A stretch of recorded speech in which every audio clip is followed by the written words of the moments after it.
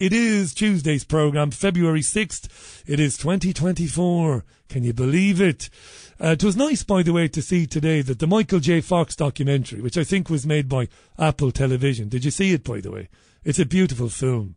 It really is beautiful. I think it's up for an Oscar, is it?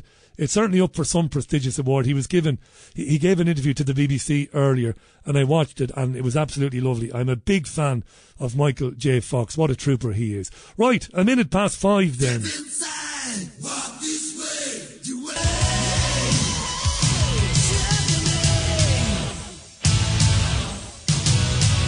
Music from Def Leppard and Pour Some Sugar on Me. This is the Richie Allen Show. The time is coming up for 6 minutes past the hour. I'm Richie Allen. Let's welcome back for the first time in 2024 a very old friend of the programmes and mine. As I mentioned already, the host of the Not the BCFM Politics Show out of Bristol. Please check it out.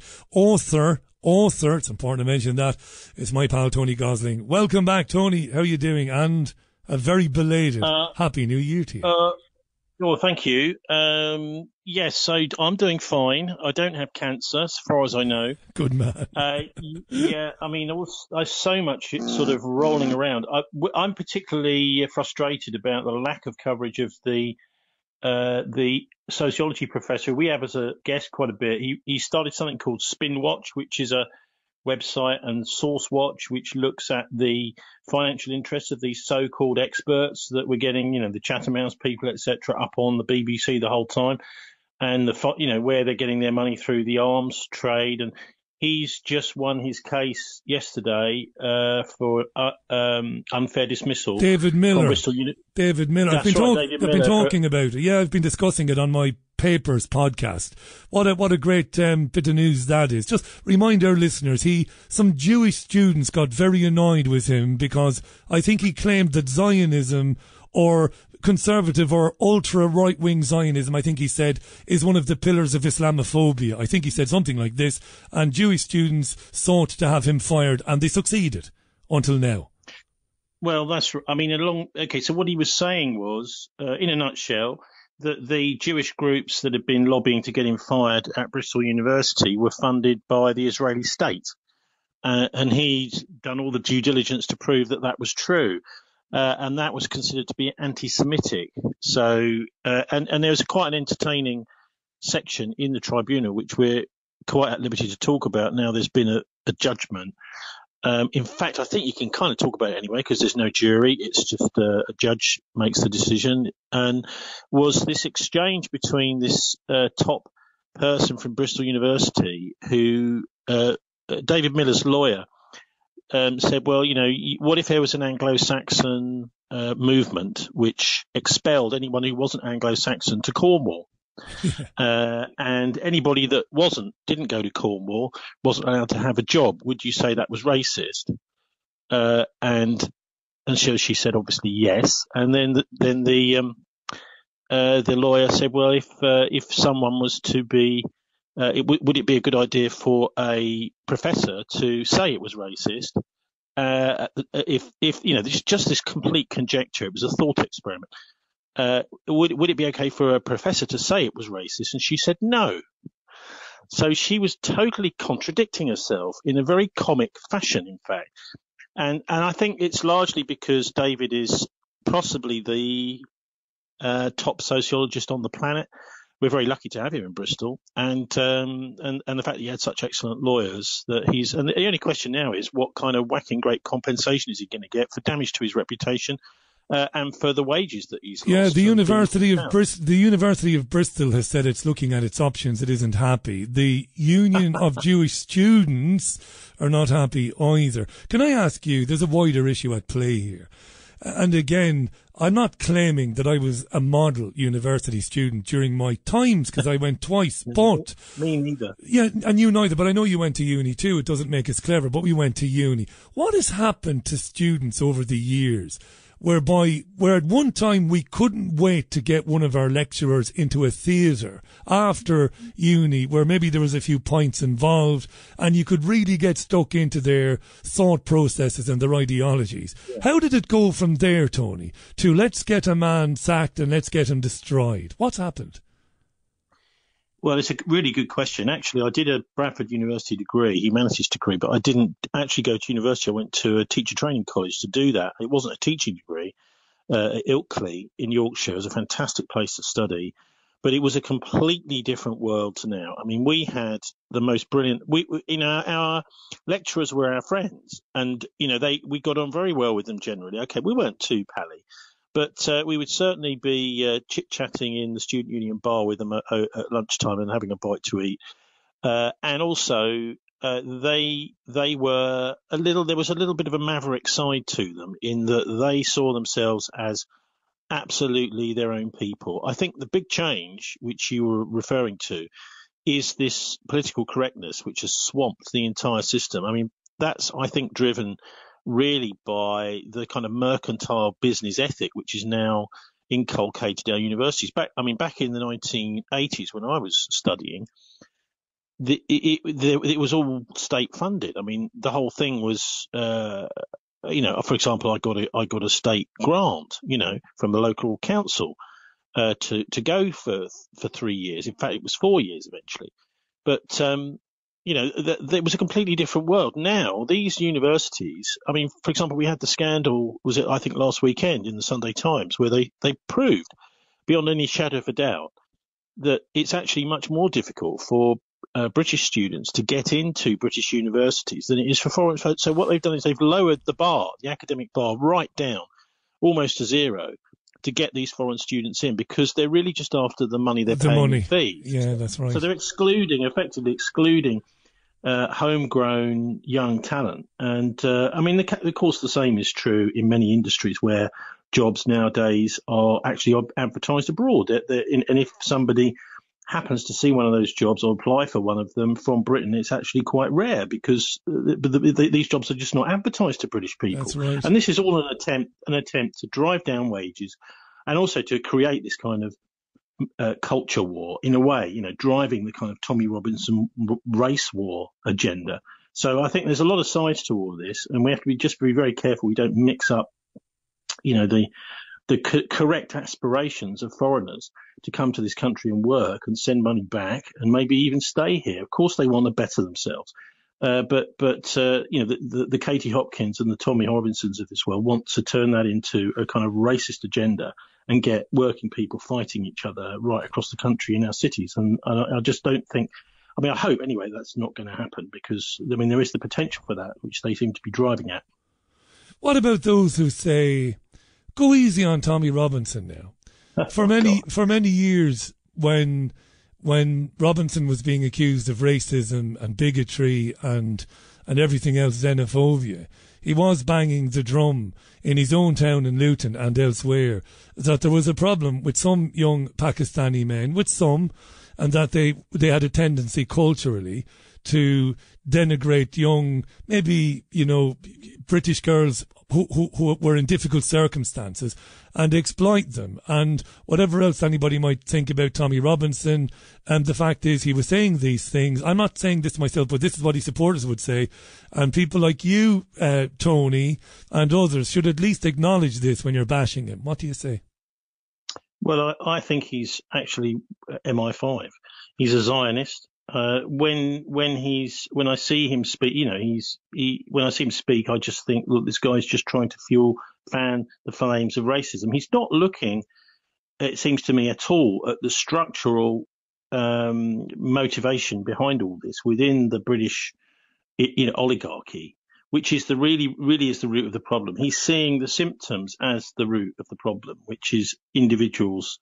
And when you're talking about these grooming gangs, it was, I think, wasn't it Rotherham, I believe, it was absolutely shown beyond any shadow of a doubt that the police had deliberately been allowing Pakistani and Asian males to do this, whereas they had actually been stopping Brits from doing it. And of course, we know that these kinds of gangs have gone back many years in Britain, and that, there was quite a good, the police would, when these things reared their ugly head, generally speaking, the police would deal with them. But there was this impetus from the top. This is from the National Police Chiefs Council, not to deal with and not to actually impose the law on these migrants because it was seen as racist. And I think this happens a lot with the police. So I don't know if you've noticed, but quite often when there is some sort of an attack, whether it's a knife attack, a gun attack, sometimes, I mean, you know, we've had horrific killing in Bristol over the last week or so. Yeah.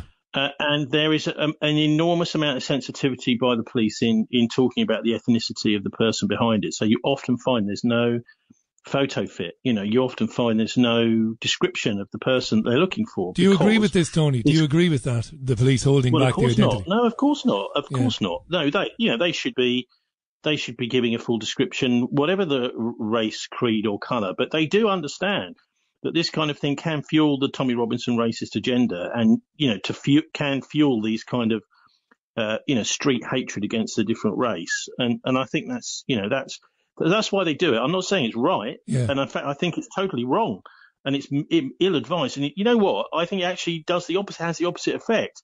If people see this is going on in their local area, and the police aren't telling them anything about the race and the description of the person that's behind it, and then they later find out that it is an ethnic minority, actually what they get is they get anger against the police and anger against that minority because the police simply haven't been doing their job properly. I think you are bang on. I think you're bang on when you say that Robinson doesn't understand what's going on, that it is a symptom of a wider agenda. But it doesn't mean that he's not genuine. I mean, I've said for years, and I know I'm playing devil's advocate here because I've never been his biggest fan. I did interview him years ago. It didn't go that well, but it doesn't matter. But, you know, he might say, you're right, Tony, these issues with some Asian gangs were around for a long time. But he might say to you, Tommy Robinson might say, well, hang on, Tony, that might have been the case, but the media was ignoring this to the point of the media itself becoming an obstruction to justice. I found out it was going on, and I did what any decent person should do. I spoke about it a lot, and I got called racist for it. He might say that in his defence. Well, yeah, but I mean, he is racist. Let's just be clear. The way he speaks is racist. It's against, particularly, he's very anti-Muslim. He's very much involved, obviously, in the English Defence League, which was this kind of, it was a Knights Templar group that started that along with Tommy. And these people are there to try and start race wars. And in pretty much every speech he does, everything, you can see he blames everything on Muslims. He blames everything. You know, it would be no guessing about which side he's on with the whole Gaza business, and he will be supporting the Israelis, no doubt. He's always done that, and he's been going out with the pro-Zionist rallies with the Israeli flags. So, you know, I think he's I don't want to get too dragged into No, me neither. Well, let's forget about him. Yeah. On the pro-Zionist thing, not about Tommy Robinson, there are a lot of people I know, and I've met over the years, I'm not talking about him, forget him now, but there are people who, I can't get my head around it, but they do take the side of Israel and have done traditionally. And they're not all raging shills. There are a lot of people who genuinely believe that Israel is the home of Jews. It's the legitimate place of Israelis to be there. And I encountered these. Some of these people are people I know very, very well. And though it surprises me, because to me it's self-evident if you know your history how it came to be, the illegal treaties which gave rise to Israel, the Nakba. I can't understand how anybody could support Israel, but there are people who genuinely do. Can I ask you, before we talk about the spy in the bag, because we need to laugh, Tony, but so before we do that, and thanks for the info you sent me on this, by the way, because I wasn't following it that closely, but I should have been. Tony Gosling is our guest. What do you make of Douglas Murray? Is he just a shill for likes and clicks and for media interviews and attention? Or is Murray deeply committed to the Zionist cause? Does he believe in it intrinsically, do you think? Well, I've no idea who Douglas Murray is, I'm afraid. Do you not? He's this journalist, this London-based journalist, who spent weeks and weeks in Gaza.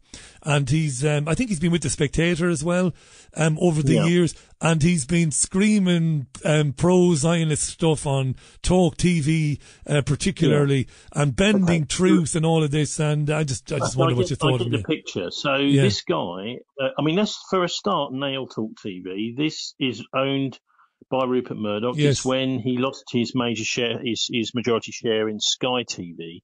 He decided to set up Talk TV. Of course, he's also got Times Radio too. He wants to make sure he's got, broadcast. He's got a broadcasting network in the UK.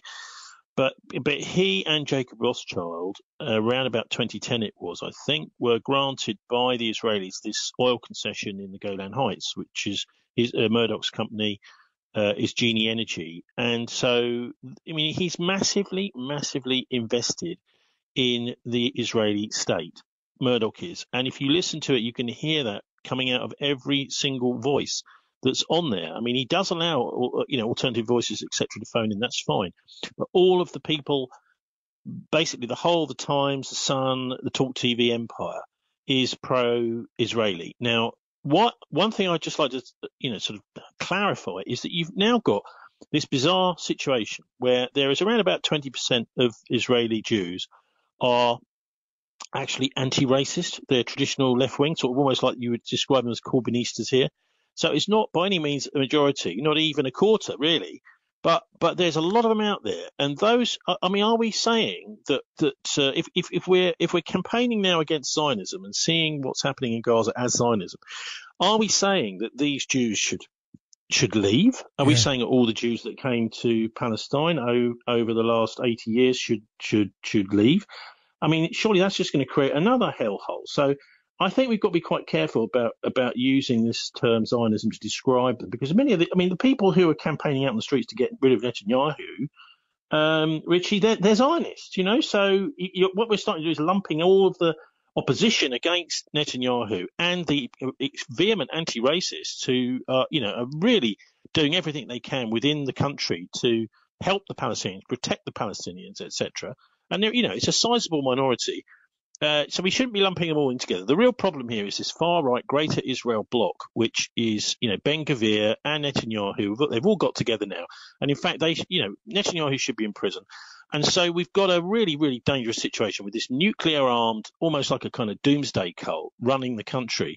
Now, many Jews who live over there can see this too, and they're trying to put a stop to it. So just to lump all the Zionists together and sort of assume that anyone that's kind of believes that Jews should be allowed to stay there is wrong. I think it's a dangerous kind of, and what they're doing, of course, you're isolating those anti-racist Jews in Israel. You're saying, well, actually, we just class you as Zionists, and we haven't really thought about you existing. So we're lumping you all in with these crazy racists and the genocidalists who are trying to keep Netanyahu out of jail. Very good argument that. Tony Gosling is our guest at thisweek.org.uk, bilderberg.org.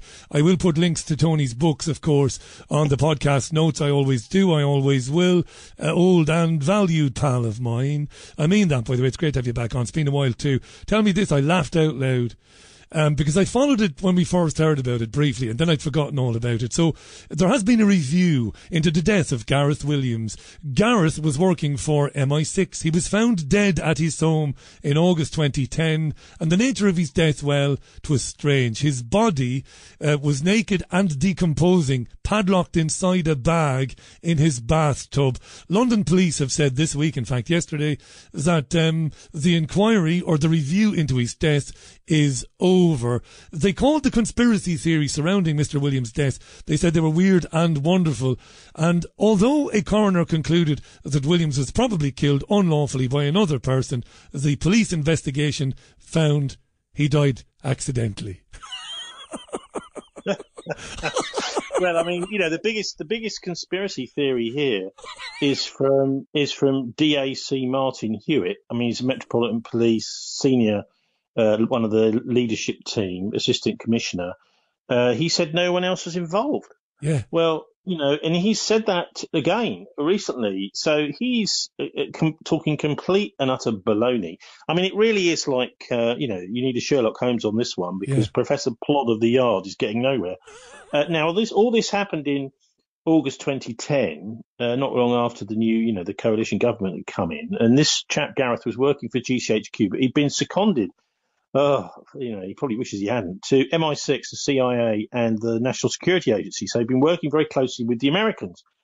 And it came out in 2015, actually, not long after, that he had done this job just before he died as a favour for a friend, to dig out a list of the party guests at a party that Bill Clinton had attended, the former US president. Now, this could be innocuous or just a party, but then what about the whole relationship between Jeffrey Epstein, Ghislaine Maxwell, and Bill Clinton, who we know was one of those people on the flights on the Lolita Express and went to the island, etc. So this, I'm looking at this thinking, well, it's pure speculation. It's a very good, I think, guesstimate, conspiracy theory, if you want, is that maybe this is a guest list at one of Epstein's parties. And of course, the United States, the National Security Agency, and the Mossad, who Ghislaine Maxwell was most definitely, and her father had been working, Robert Maxwell, with, may just decide, right, well, this is this little boy is this little British boy who's come over to work with the US intelligence for a while, and then he's pinching little bits of information about Bill Clinton and Jeffrey Epstein. And at the time, I think I might be right in saying that there were already rumours about Epstein. This is a very good reason, I think, to send a very clear message to the Brits that if we're going to have your boys working over here, you're not going to be digging out information about these blackmail rings that Mossad are running to get all these rich and powerful people compromised and blackmail them. So that may be what's behind it potentially. That was the favour for a friend. Are you there, T? Probably shouldn't have done it, But yeah. The idea of... Huh? No, sorry. Yeah, you dropped out, but only for 2 seconds. We didn't miss anything. Yeah, so bizarre story. So that, I think is, for me, it's not the conspiracy theory.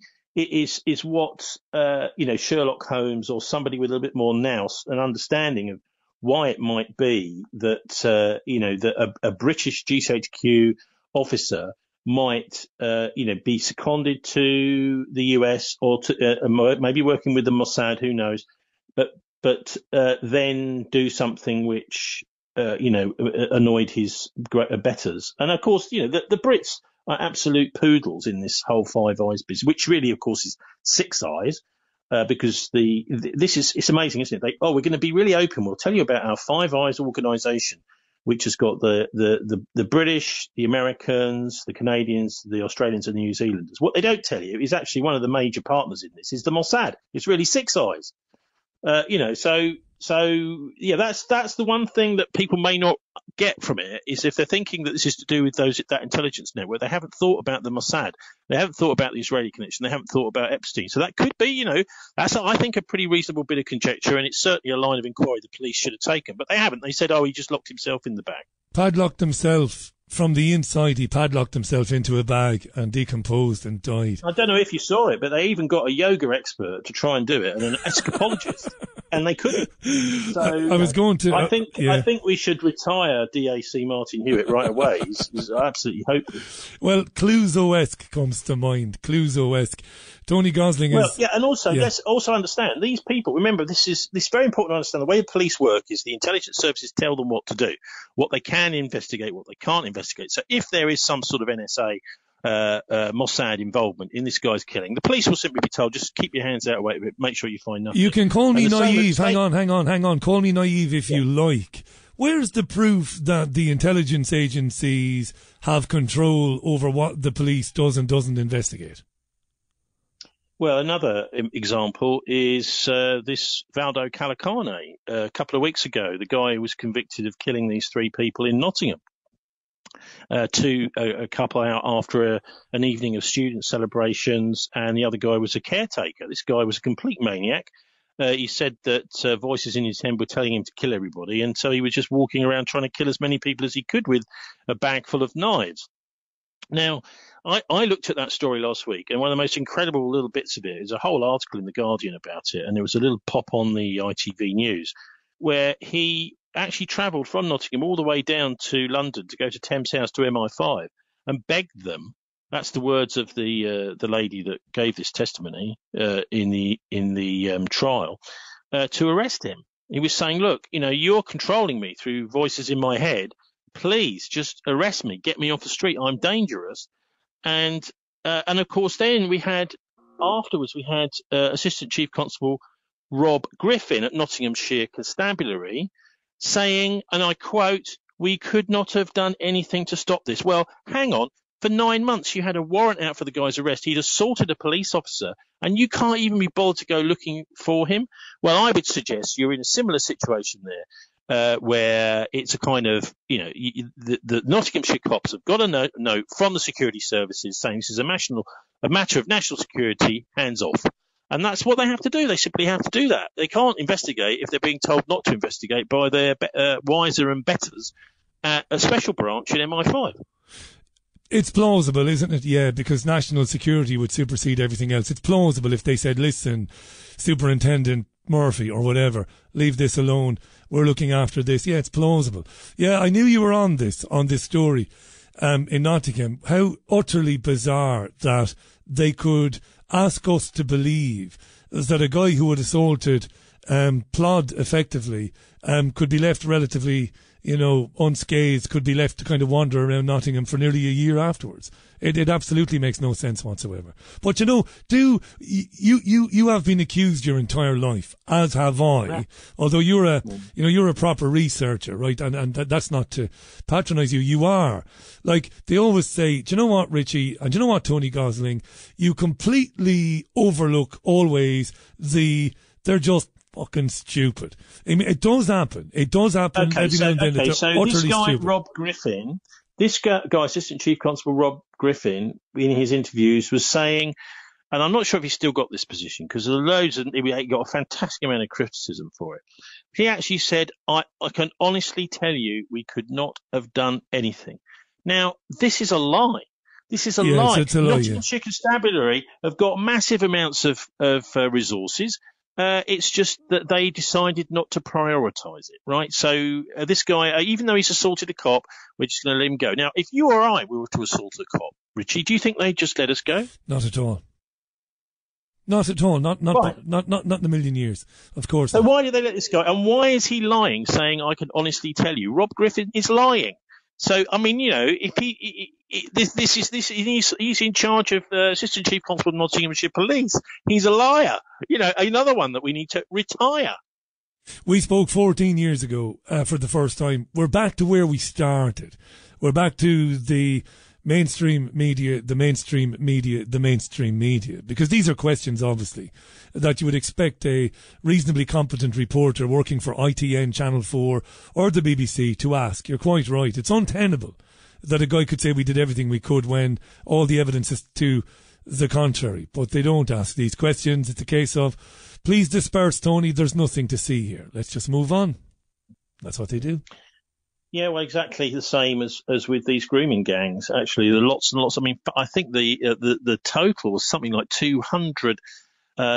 Some of them in professionals like teachers, social workers had reported these. The one I looked really into for a long time, which was the Rotherham gang. To the authorities, and they clearly had a policy of just allowing that crime to continue. And I think this is the way that the police sort of operate now. They have certain crimes which they investigate, and certain that they just.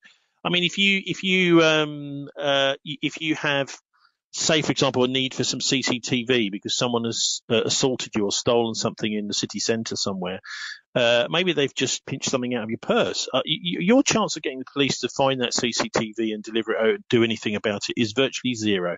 They seem to be more interested in going round to the activists of Palestine Action and arresting them for sticking a pin in the door of a MP down in Cornwall for criminal damage. It's become incredibly politicised, policing. And this is it's because it's happened so slowly. Maybe we just haven't noticed it. Let me read some comments. Don't interrupt me now for a minute because you will get your say. While the large body of comments coming into this programme are very supportive of you being on, they always like listening to you. Couple want to take you up on your characterization of Islam. So let me read this. First of all, Faisal is funny. Thank you, Faisal. According to the police, Gareth Williams is an open and shut case. Boom, boom. Thank you, Faisal. Colin says, help me here. Since when is Islam a race? The problem is Islam, not individual Muslims. Algerian, Pakistani, Somalian, all sorts across Europe are followers of Islam, and many people from those backgrounds are committing the same crimes. Tony is talking bollocks, in my opinion, on this issue. Islam ain't a race. Muslims, the problem is Islam, not individual Muslims, says Colin. Now, of course, this will be repeated a lot by people like Tommy, whom we mentioned earlier on. He will say, I've got no problem with Muslims individually, but Islam is the problem. What do you say to that when people say it's not a religion of police, it is a dangerous ideology? What say you? Well, I say get to know some Muslims. You'll find some of the kindest, most considerate, caring people you've ever met. In fact, I think both the Jewish faith and the Christian faith, if you're talking about these Abrahamic religions that are all sort of stem from the Old Testament and the Ten Commandments, which actually Rastafarianism does as well, you'll find, I think, that Islam is some of the truest to its original aims and goals. And that may be deliberate, that it hasn't been under attack and infiltrated quite as much as, what have they done to the Judaism? Basically, what they've done is they've created a fake version of it, which is this Zionist racist thing, which is actually secular in origin. And those Jews in Europe who wouldn't go over to Israel in the 1930s under this agreement between the Nazis and the Zionists, the Havara Agreement, which Edwin Black has written a lot about. I think he's from New York. But anyway, so they were just they were executed, they were exterminated. So this is most of the Jews were in Europe, and most of them who didn't actually believe in Zionism were just mangled in the mincing machine of Adolf Hitler. So there's something happened to the Jewish faith on a massive grand scale there, and it's been, I think, totally, well, not entirely, but almost entirely undermined. The same has been happening with Christianity. Look at the Church of England, with almost all the bishops. I remember this is an article in the Times in the 1970s, even in the 70s, the bishops that don't believe in God. Something like only 1 in 5 or 1 in 6 bishops believing in God. The Freemasonry has completely, I think, infiltrated the Church of England, and it's made it, a sort of kind of club that people come along to. And you can kind of believe anything you like. You don't have to have a particular belief.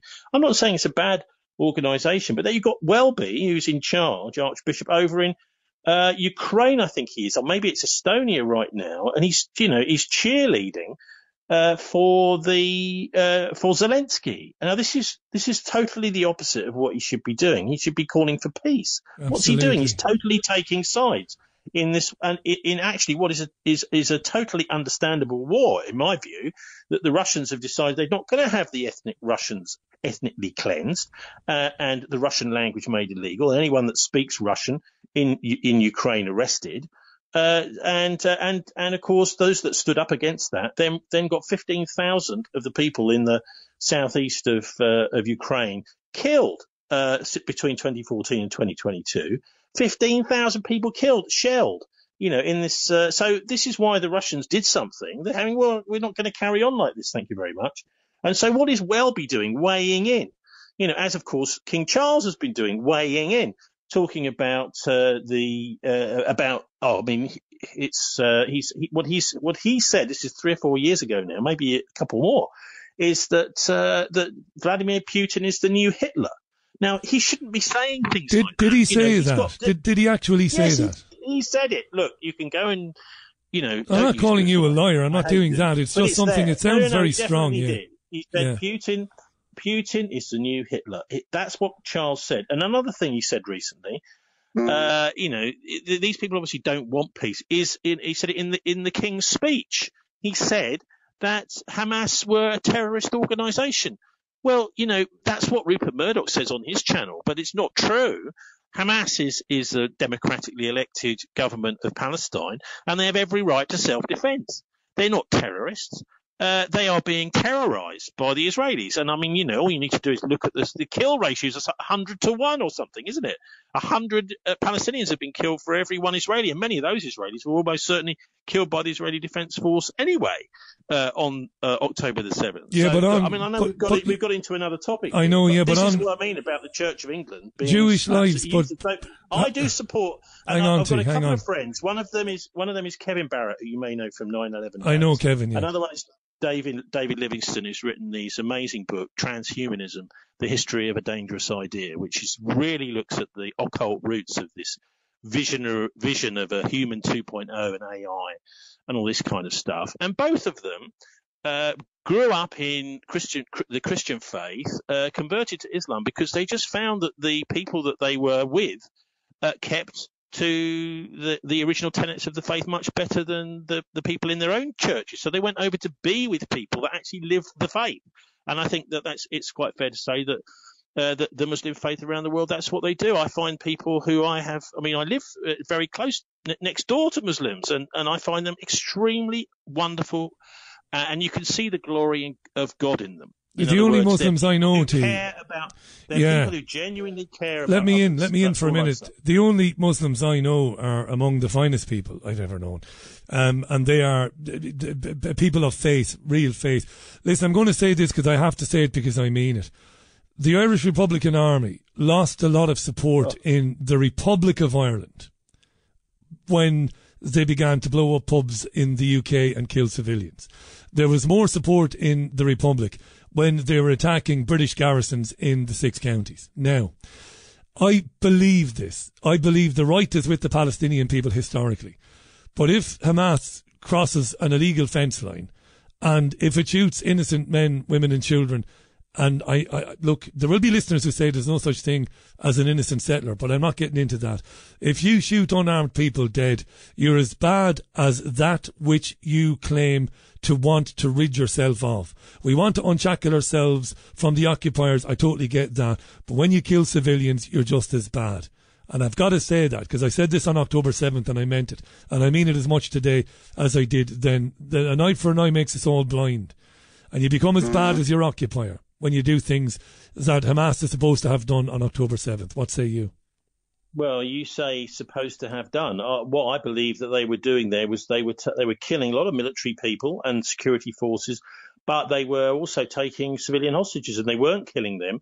There is the Kibbutz Berry story, which is now pretty well known, where there was a whole load of hostages being held in this kibbutz, and the IDF just demolished the place with tanks.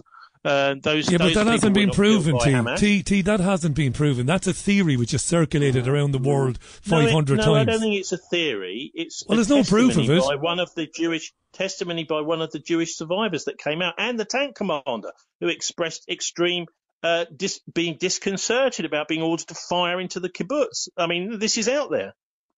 A friendly fire incident. I've read it 1,000 times, but I don't think it proves it. It doesn't mean that it didn't happen the way you described it. I'm not saying that. I don't think they're terrorists. They are not terrorists. They have every right to self-defense. And anyway, the land that is just outside Gaza is occupied territory. This is occupied land. You have no right of self-defense, actually, if you've occupied the land. They have occupied the land, the Israelis and the Israeli Defense Force. So, I think we've just got to have a little bit of understanding of just the oppression that the Palestinians have been under for such a long time. And now, of course, the totally disproportionate response. What about taking away the British and the American and many European countries, 20 countries, I think, in all, has taken away any support for the UN Food Agency in Gaza? Yeah, I mean, this is taking the mickey. This was done the day after the International Court of Justice came up with their ruling against Israel. And so what do? They say, all right, well, I'll tell you what, you've managed to get your ruling, but you know what? We're going to starve you. This is what we're dealing with. This is evil. It's not just about one side versus the other. They're not at all equal sides. The Israelis are nuclear armed. They have massive support from Rishi Sunak and a few mates up in Whitehall, and some people in DC, but not, of course, the populations of Britain or America. Listen, you and I are on the same page. What should happen is every country in the West should kick out every Israeli ambassador. The Israeli government should be sanctioned back to the Stone Age.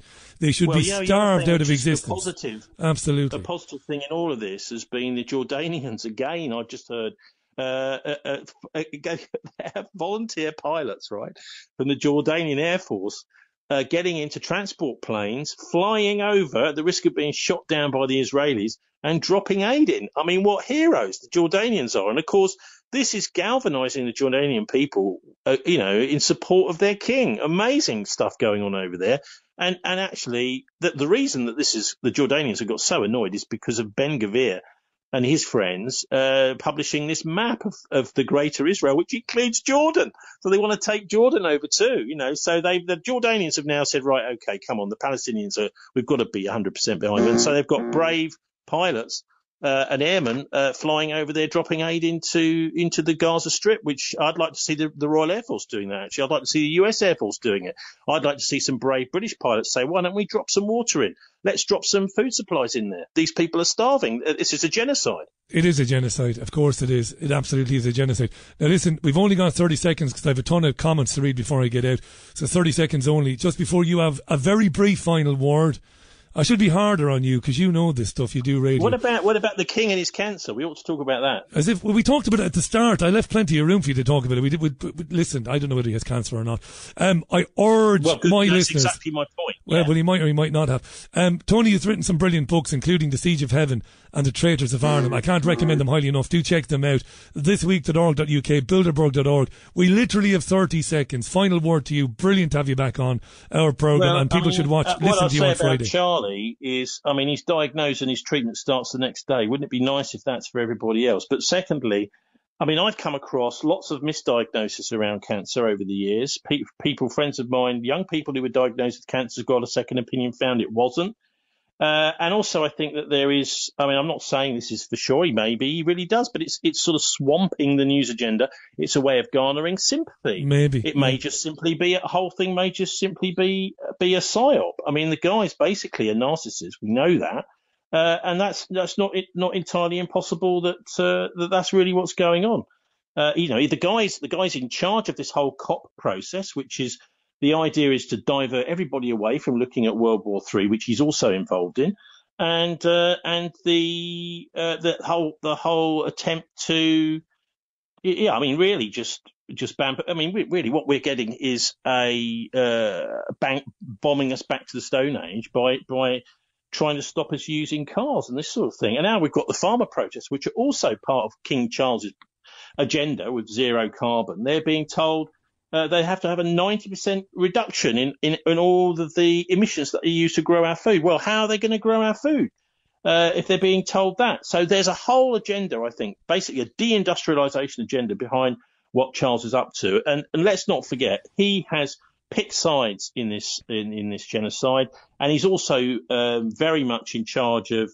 He's appointing ambassadors, he's appointing ministers, he's appointing police chiefs. He's absolutely 100% in charge of all of this. And so almost everything leads back to him. And I think the national decay is all down to this one man. And so I'm afraid I just don't necessarily believe him.